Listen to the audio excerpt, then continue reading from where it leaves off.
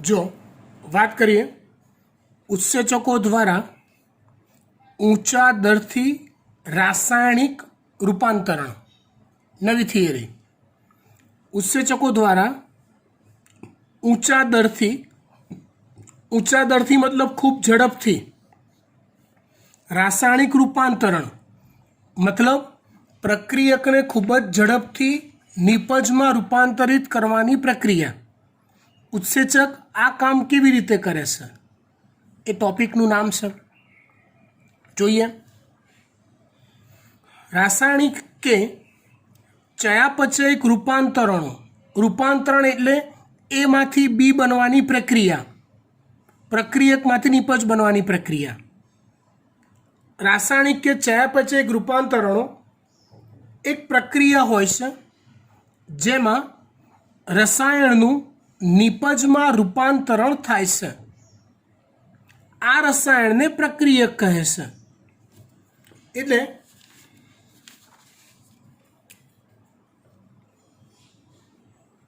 પ્રક્રિયક એમાંથી નિપજ બને.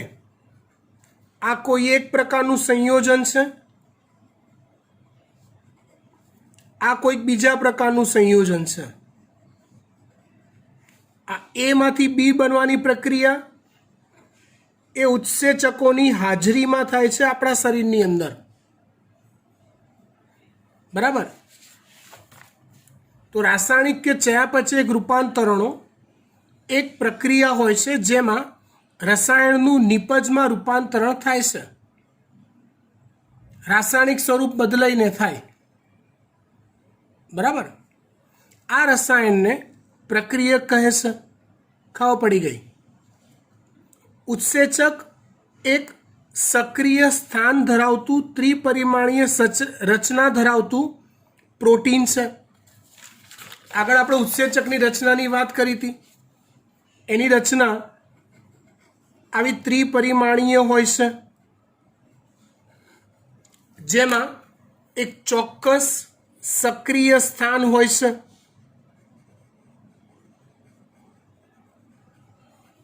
આ ઉત્સેચકનો અણુ છે. જેવી ત્રિપરિમાણીય રચના ધરાવતો હોય એમાં એક ચોક્કસ સક્રિય સ્થાન આવેલું હોય. શું આવેલું હોય? આવું એક ચોક્કસ સક્રિય સ્થાન આવેલું હોય. એ સક્રિય સ્થાનમાં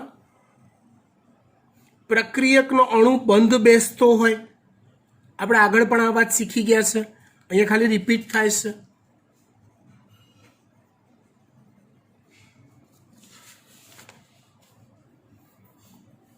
ઉત્સેચક એક સક્રિય સ્થાન ધરાવતું ત્રિપરિમાણ સંરચના ધરાવતું પ્રોટીન છે જે એક પ્રક્રિયક એટલે પ્રક્રિયક એટલે એસનો અર્થ થાય છે સબસ્ટન્સ, જેને ગુજરાતીમાં પ્રક્રિયક કહેવાય, અંગ્રેજીમાં સબસ્ટન્સ કહેવાય.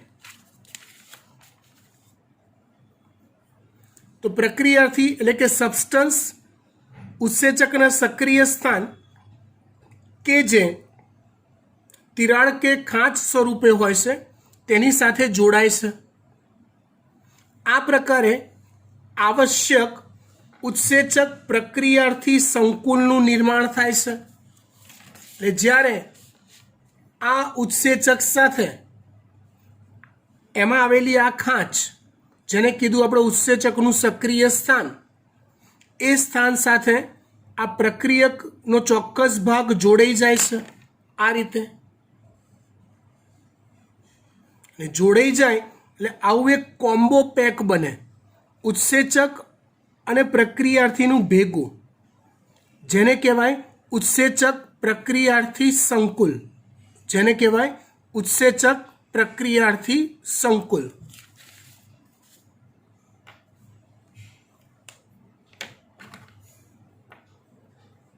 ઉત્સેચક ઈ, પ્રક્રિયાર્થી એસ કે સબસ્ટન્સ, ઈ મતલબ એન્ઝાઇમ, એન્ઝાઇમ એટલે ઉત્સેચક, ગીવ્સ ES. આવું એક સંકુલ બને. આ સંકુલ બનવું એક ક્ષણિક ઘટના છે. પ્રક્રિયાર્થી ઉત્સેચકના સક્રિય સ્થાન સાથે જોડાય તે દરમિયાન પ્રક્રિયાર્થીની નવી સંરચનાનું નિર્માણ થાય છે, જેને સંક્રમણ અવસ્થા કહેવાય છે. હું તમને સમજાવું. જો આવી રીતે ઉત્સેચક અને પ્રક્રિયાર્થી ભેગા જોડાઈ ગયા, જેને આપણે શું નામ આપ્યું? ES, ઉત્સેચક પ્રક્રિયાર્થી સંકુલ, આવું નામ આપ્યું. ઉત્સેચક પ્રક્રિયાર્થી સંકુલ, ES, આવું નામ આપ્યું.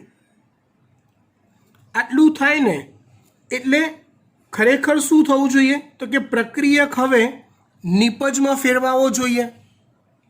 મતલબ અહીંયા કોઈક રાસાયણિક બંધો તૂટતા જશે અથવા કોઈક નવા રાસાયણિક બંધો જોડાતા જશે. મતલબ પ્રક્રિયકમાંથી નિપજ બને ને, પ્રક્રિયકમાંથી નિપજ બને ને એ પહેલા વચ્ચે કોઈ X અવસ્થા આવતી હશે, Y અવસ્થા આવતી હશે, Z અવસ્થા આવતી હશે અને છેલ્લે નિપજ બનતી હશે. મતલબ પ્રક્રિયકમાં થોડા ફેરફાર થઈ છેલ્લે નિપજનો અણુ તૈયાર થતો હશે. તો આ જે અવસ્થાઓ આવી વચ્ચેની એને સંક્રમણ સ્થિતિ અથવા સંક્રમણ અવસ્થાઓ કહેવાય. ફરીવાર આખી વાત ધ્યાનથી સમજો. ઉત્સેચક કોઈ પણ રાસાયણિક પ્રક્રિયા કરે કેવી રીતે? ઉત્સેચક કોઈ પણ રાસાયણિક પ્રક્રિયામાં ભાગ લે કેવી રીતે? તો પ્રક્રિયાની શરૂઆત થાય અને પ્રક્રિયક કહેવાય. પ્રક્રિયાના અંતે જે મળે એને નિપજ કહેવાય. તો પ્રક્રિયકનું રાસાયણિક સ્વરૂપમાં ફેરફાર થઈ નિપજ બને તો વચ્ચે કોઈક ને કોઈક બીજી ત્રીજી ચોથી અવસ્થા આવે અને છેલ્લે નિપજ સ્વરૂપ બને. તો એ જે વચ્ચેની અવસ્થાઓ જે આવે છે એને સંક્રમણ સ્થિતિ કહેવાય. ઉત્સેચક શું કામ કરે? તો કે નોર્મલી આ કામ એની જાતે થતું જ હોય, પણ ઉત્સેચક આ કામને અનેક ગણો વેગ આપે. લાસ્ટ લેક્ચરમાં આપણે જોયું હતું ઓલું H2O + CO2 H2CO3 કાર્બનિક એસિડ, સેકન્ડોમાં લાખો અણુઓ બનતા હતા કાર્બનિક એસિડના.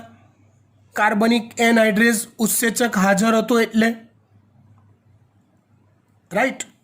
ઉત્સેચક પાસે એક ખાંચ હોય કે સક્રિય જોડાણ સ્થાન હોય, પ્રક્રિયાર્થી એમાં બંધ બેસે એવો હોય એટલે ઉત્સેચક પ્રક્રિયાથી સંકુલ બને.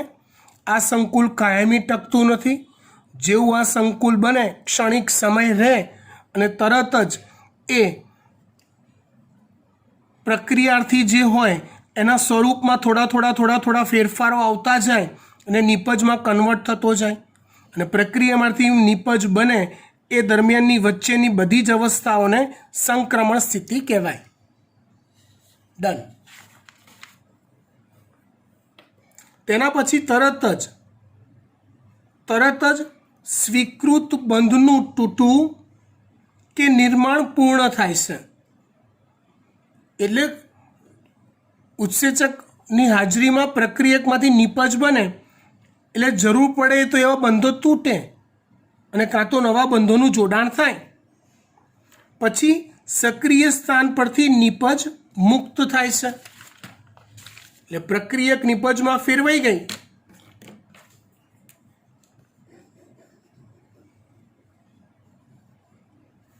આ સક્રિય સ્થાન છે ઉત્સેચકનું, એની સાથે પ્રક્રિયક જોડાયો એટલે વચ્ચે બધી સંક્રમણ અવસ્થાઓ આવી X, Y, Z, જેમાં આ બધા સ્વરૂપો પ્રક્રિયકના બદલાતા ગયા અને છેલ્લે એવું બન્યું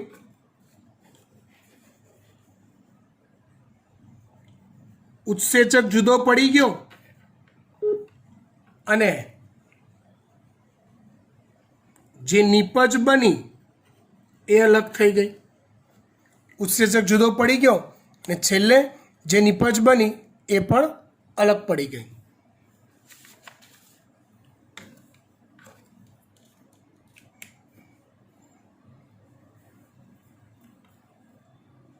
प्रक्रियार्थीनी संरचना निपजनी संरचनामां फेरवाय छे।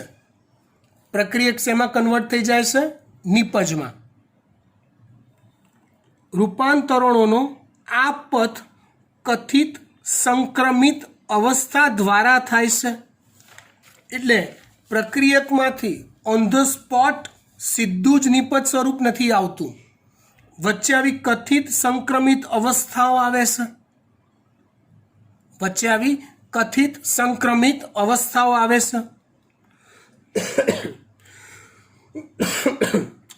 जे परमानेंट नहीं, परमानेंट स्वरूप कयुं छे? निपज।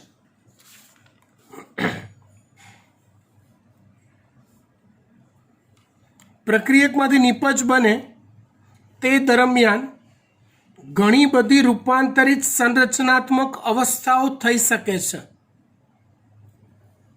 प्रक्रियकमांथी निपज बने ते दरमियान घणी बधी रूपांतरित संरचनात्मक अवस्थाओं थई शके छे।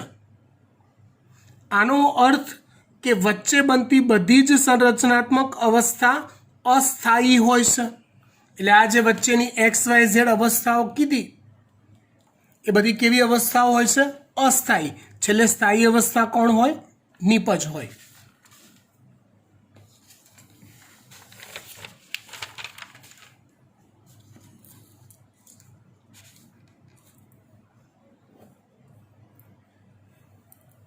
સ્થાયિત્વનો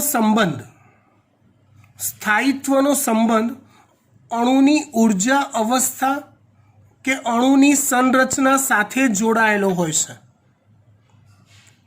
जो संरचना में मुक्त प्रोटोन इलेक्ट्रॉन ना होय तो ये संरचना स्थिर कहेवाय छे। खबर पड़ी?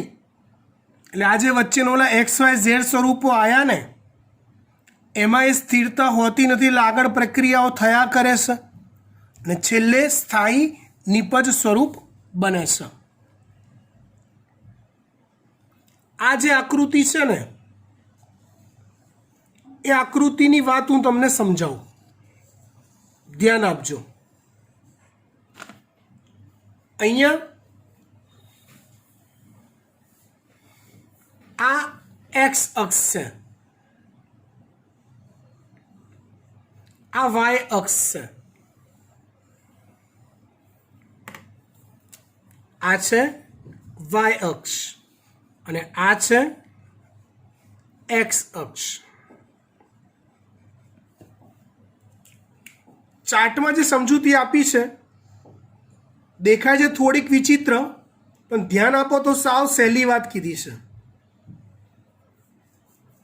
જો હું એક ઉદાહરણ તમને આપું। જે આપણે ઘરમાં આ વસ્તુ કરીએ છીએ, હું એક પ્રક્રિયક તરીકે ચાની ભૂકી લઉં છું। ચા બનાવવાની હોય ને દાણા લઉં છું, દૂધ લઉં છું, પાણી લઉં છું, ખાંડ લઉં છું એઝ એ પ્રક્રિયક તરીકે। અને પ્રક્રિયાના અંતે મારે નિપજ તરીકે ચા બનાવી છે। પ્રક્રિયાના અંતે મારે નિપજ તરીકે ચા બનાવી છે। तो हूँ दूध लईश, पानी नाखीश, चा नाखीश, खांड नाखीश, शू ऑन ध स्पॉट चा बनी जशे इसी सेकंडे? ना, वच्चे जुदी जुदी जुदी जुदी अवस्थाओं आया करशे। पहला चाना दाणा आखा दूध में स्प्रेड थता देखाशे, પછી ધીમે ધીમે ધીમે ધીમે એનો કલર આવતો જશે, ધીમે ધીમે ધીમે ધીમે એનો સ્વાદ આવતો જશે, ધીમે ધીમે ધીમે ટાઈમ જતાં ઉભરો આવશે અને છેલ્લે ચા બનશે જેને આપણે સ્થાયી અવસ્થા કહીશું। મતલબ પ્રક્રિયકમાંથી નિપજ બની ગઈ એ અવસ્થા કહીશું। ખબર પડી વાત?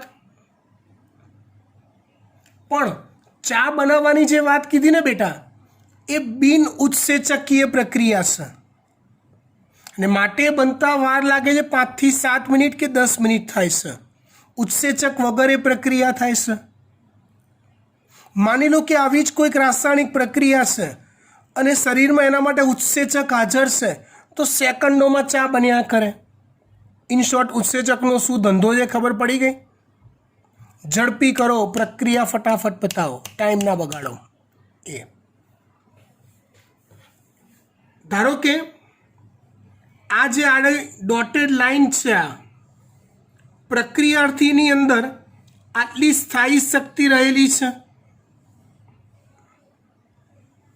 આટલી નિપજની અંદર આટલી સ્થાયી શક્તિ રહેલી છે. ધારો કે એટલે અહીંયા જે ઉદાહરણ આપ્યું એમાં એવું કહેવા માંગુ છું હું, એક જ મિનિટ હો,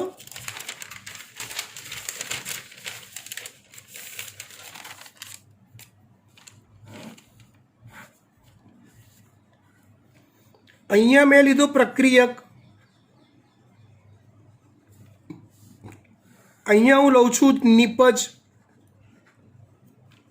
એનો અર્થ એવો થયો પ્રક્રિયક એ ઊંચો શક્તિ સ્તર ધરાવે છે. પ્રક્રિયક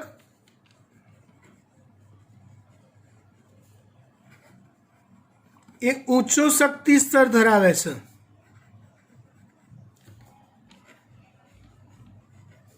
અને નિપજ એ નીચો શક્તિ સ્તર ધરાવે છે. બરાબર. પ્રક્રિયાની શરૂઆત થાય છે પ્રક્રિયકથી. સમજો, પ્રક્રિયકથી શરૂઆત થઈ પછી સીધી નિપજ બને છે આમ ફટ દઈને? તો કે ના. શું થાય છે તો કે પ્રક્રિયકમાંથી બીજી, ત્રીજી, ચોથી, ઓલું આગળ XYZ લખ્યું ને બેટા, આવી એ બધી સંક્રમિત અવસ્થાઓ આવે છે અને એમ કરતાં કરતાં છેલ્લે પ્રક્રિયક એ નિપજમાં ફેરવાય છે. તો આ જે ચાર્ટ બન્યો આટલો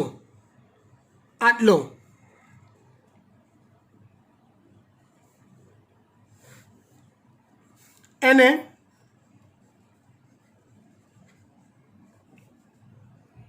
સંક્રમિત અવસ્થાઓ કહેવાય. હવે જો આ જ પ્રક્રિયા ઉત્સેચકની ગેરહાજરીમાં થાય તો પ્રક્રિયકમાંથી નિપજ બનતા વધુ વાર લાગે છે અને સંક્રમિત અવસ્થાઓ વધુ લાંબા સમય સુધી જોવા મળે છે. એટલે જો ઉત્સેચક હાજર છે તો પ્રક્રિયા ઝડપી પતી, સંક્રમિત અવસ્થાઓ ઓછી આવી, અને જો ઉત્સેચક ગેરહાજર છે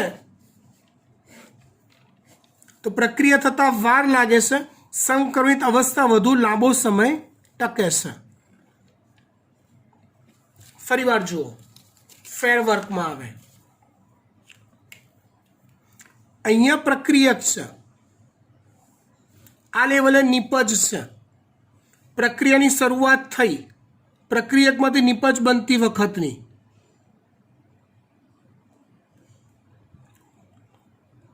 તો આટલી બધી સંક્રમિત અવસ્થામાંથી પસાર થયા બાદ નિપજ બને છે.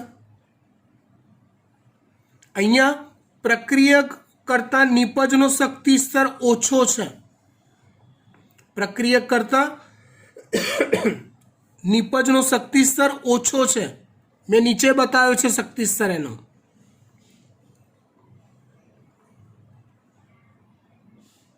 હવે આ લાલ ચાર્ટ છે એ ઉત્સેચક સાથેનો છે, એટલે સક્રિય શક્તિ બતાવી છે ઉત્સેચક સાથેની. સંક્રમિત અવસ્થા બતાવી છે. એવી રીતે ઉત્સેચક જો નથી તો આ ગ્રીન કલર વાળી લાઈન જુઓ, ઉત્સેચક વગરની સક્રિય સ્થિતિ, તો પ્રક્રિયા વધુ લાંબો સમય ચાલે છે, સંક્રમણ અવસ્થા વચ્ચેની અવસ્થા વધુ લાંબો સમય રહેશે, અને છેલ્લે નિપજ બને છે, અને છેલ્લે નિપજ બને છે. ઇન શોર્ટ, ઉત્સેચક હાજર હોય અને ઉત્સેચક ગેરહાજર હોય. ખબર પડી વાત? ઉત્સેચકની હાજરીમાં સક્રિય શક્તિ, ઉત્સેચકની ગેરહાજરીમાં સક્રિય શક્તિ. આ જે પ્રક્રિયા થઈ ને, અથવા આ જે ચાર્ટ આપ્યું છે ને, એમાં પ્રક્રિયક કરતા નિપજનો શક્તિ સ્તર નીચો છે. એટલે સમજો, ઉત્સેચકીય પ્રક્રિયા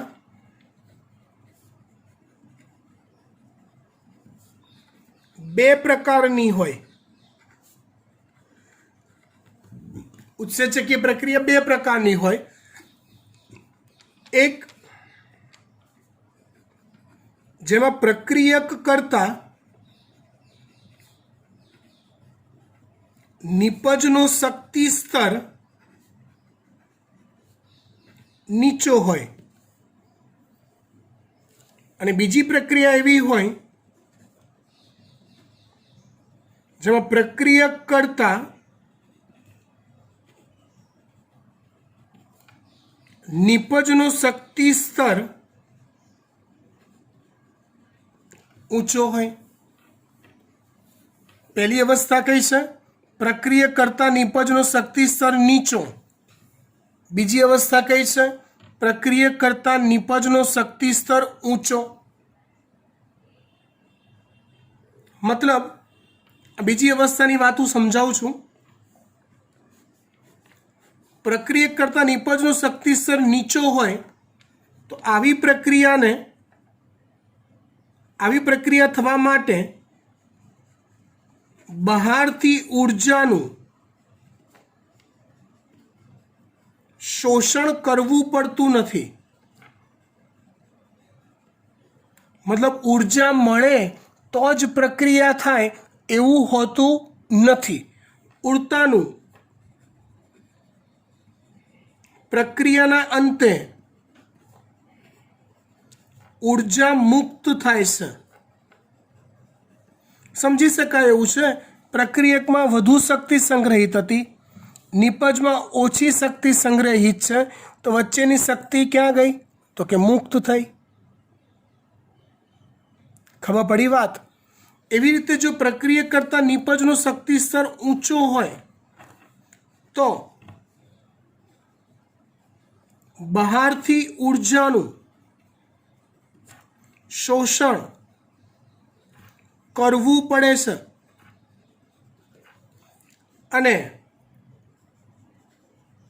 પ્રક્રિયામાં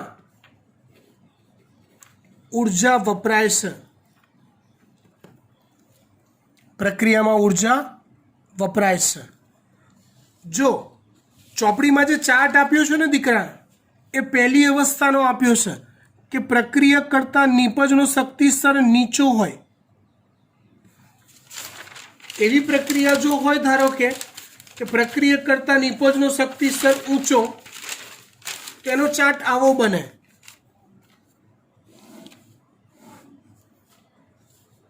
આ લેવલે પ્રક્રિયક અને આવા કોઈક લેવલે નિપજ, તો એ ચાર્ટ આવો બને. સમજો, આવો.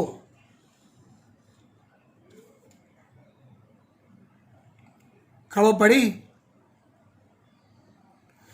આના કરતાં નિપજ ઊંચા શક્તિ સ્તરે ગોઠવાયેલી હોય તો આ પ્રક્રિયા દરમિયાન બહારથી ઉર્જાનું શોષણ થાય અને પ્રક્રિયા દરમિયાન ઉર્જા વપરાય. આ કઈ અવસ્થાનો ચાર્ટ થયો? કે જેમાં પ્રક્રિયક કરતા નિપજનો શક્તિ સ્તર ઊંચો હોય.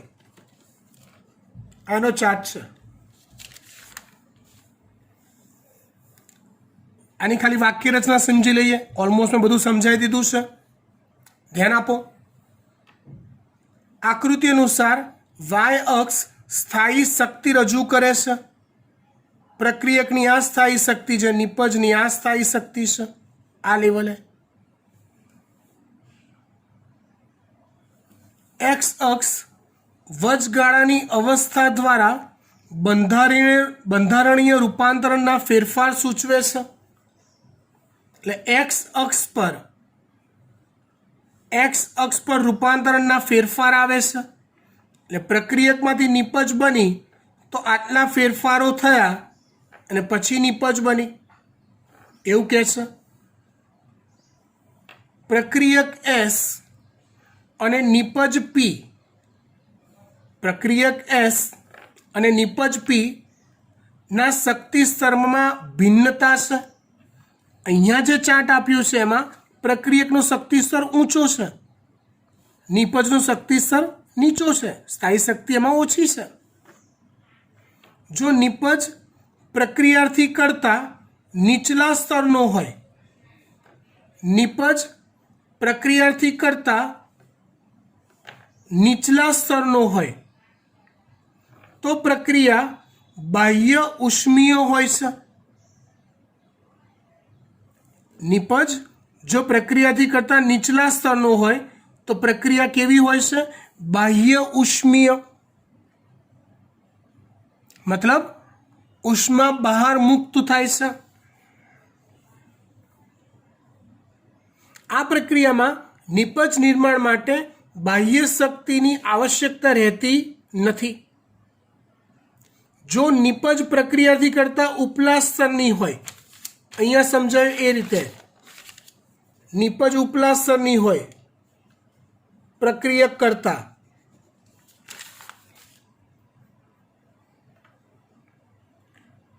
તો પ્રક્રિયા અંત ઉષ્મીય હોય છે. આ પ્રક્રિયામાં નિપજ નિર્માણ માટે બાહ્ય શક્તિની આવશ્યકતા રહે છે. આ પ્રક્રિયામાં નિપજ નિર્માણ માટે કોની? બાહ્ય શક્તિની આવશ્યકતા રહે છે.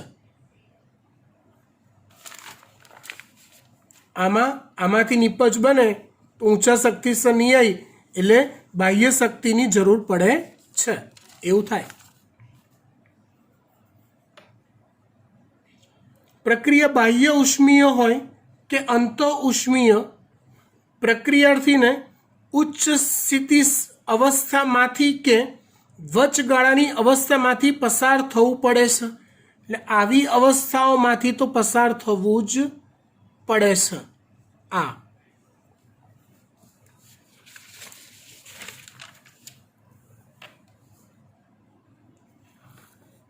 પ્રક્રિયાર્થી અને વચગાળાની અવસ્થા વચ્ચે સરેરાશ શક્તિના તફાવતને સક્રિય શક્તિ કહે છે. પ્રક્રિયાર્થી અને વચગાળાની અવસ્થાઓ, અહીંયા પ્રક્રિયાર્થી, આ વચગાળાની અવસ્થા એની એવરેજ, આ પ્રક્રિયાર્થી, આ વચગાળાની અવસ્થાઓ છે તો એની જે એવરેજ છે એ એવરેજને સક્રિય શક્તિ કહે છે. સક્રિય શક્તિ કહે છે એને.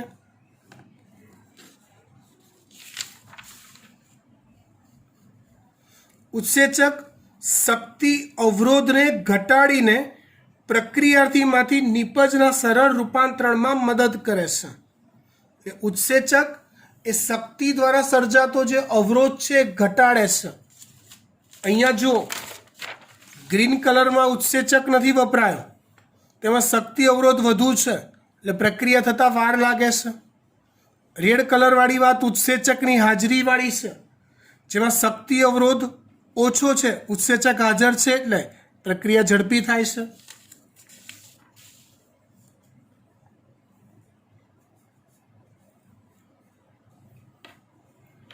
ઉત્સેચકોની કાર્ય પદ્ધતિ. પ્રત્યેક ઉત્સેચકના અણુમાં પ્રક્રિયક જોડાણ સ્થાન જોવા મળે છે. થિયરી આ આગળની પૂરેપૂરી રિપીટેડ છે, કંઈ જ નવું સમજાવવાનું નથી આવતું આમાં, તમને તરત બધી ખબર પડી જશે. જેની સાથે પ્રક્રિયક એસ, જેની સાથે એટલે ઉત્સેચક સાથે જોડાઈને ઉત્સેચક પ્રક્રિયાથી સંકુલ ES બનાવે છે. આ સંકુલ અત્યંત ઓછા સમય માટે યથાવત રહે છે, ટકે છે. થોડાક ટાઈમ માટે જ આ ઉત્સેચક પ્રક્રિયાથી સંકુલ ટકે છે, જે નિપજ P અને અપરિવર્તિત ઉત્સેચકમાં વિયોજિત થાય છે. અપરિવર્તિત એટલે ઉત્સેચકની રચનામાં કોઈ જ ફેરફાર થતો નથી. ઉત્સેચક એના મૂળ સ્વરૂપમાં પ્રક્રિયાના અંતે પુનઃ પ્રાપ્ત થઈ જાય છે. આમાં સમજાયું એ રીતે, આ રીતે ઉત્સેચક સાથે પ્રક્રિયાથી જોડાયો તો કે હા જોડાયો. ઉત્સેચક સાથે પ્રક્રિયાથી જોડાયો, હા જોડાયો. જોડાયા પછી XYZ બધી સ્થિતિઓ બની, સંક્રમિત અવસ્થાઓ આવી. છેલ્લે પ્રક્રિયક નિપજમાં ફેરવાયો અને ઉત્સેચક એના મૂળ સ્વરૂપમાં પુનઃ પ્રાપ્ત થાય છે. એટલે આ ઉત્સેચક હવે ફરી પાછો બીજા પ્રક્રિયાર્થી સાથે જોડાવા જાય છે.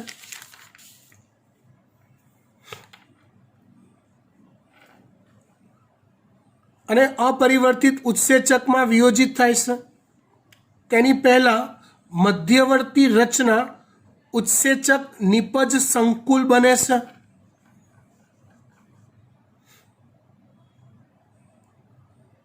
અને પછી નિપજ મુક્ત થઈ જાય છે.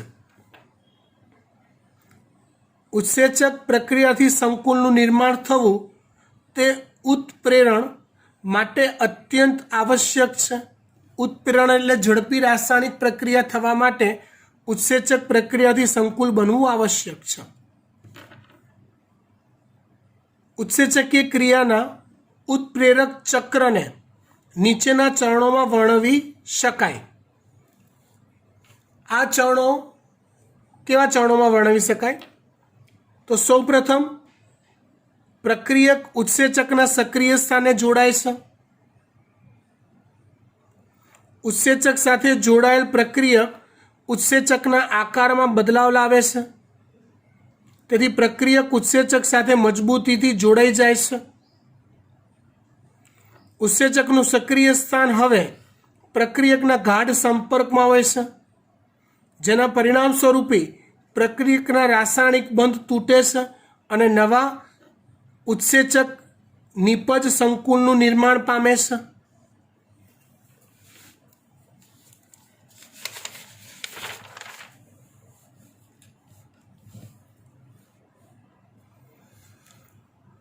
ઉત્સેચક નવનિર્મિત નિપજને મુક્ત કરે છે.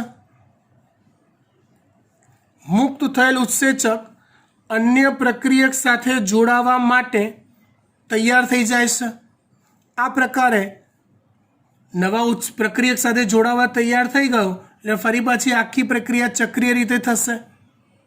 એટલે નવો પ્રક્રિયક ફરી પાછી સેમ ઉત્સેચકીય પ્રક્રિયા રિપીટેડ. આ પ્રકારે પુનઃ ઉત્સેચક ચક્રની શરૂઆત થાય છે. બરાબર. આજની થિયરી આમ જોવા જાવ તો ખબર પડી જાય એવી છે, પણ વાક્ય રચનામાં થોડીક ટફ છે. એટલે શક્ય હોય તો આજે ને આજે જ આ થિયરી પૂરી કરી નાખવી હોમવર્કમાં. સમજી ગયા? Okay, by.